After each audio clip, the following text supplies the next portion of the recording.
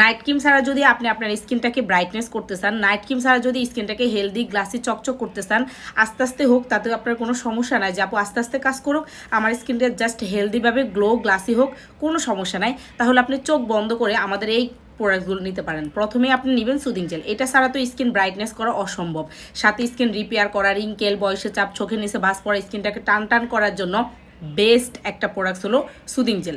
অবশ্যই এটা 300 ml থাকবে, অনেক বড় একটা প্রোডাক্টস যেটা আপনি অনেক দিন পর্যন্ত ইউজ করতে পারবেন।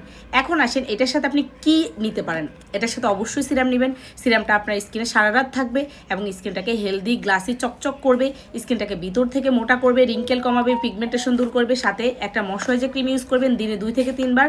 একটা ভালো মানের সানস্ক্রিন ব্যবহার করবেন, অবশ্যই সানস্ক্রিন ব্যবহার করতে হবে। আপনি যতই লাখ টাকার প্রোডাক্টস ইউজ করেন কোনো লাভ হবে না যদি আপনার স্কিনে সানটান পড়ে যায়।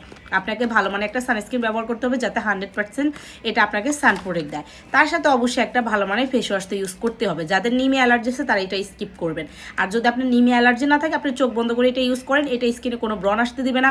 এমন স্কিন আছে না যে আপনার স্কিনে ব্রণ নাই, কিন্তু যে কোনো প্রোডাক্টস ইউজ করলে স্কিনে ব্রণ চলে আসে।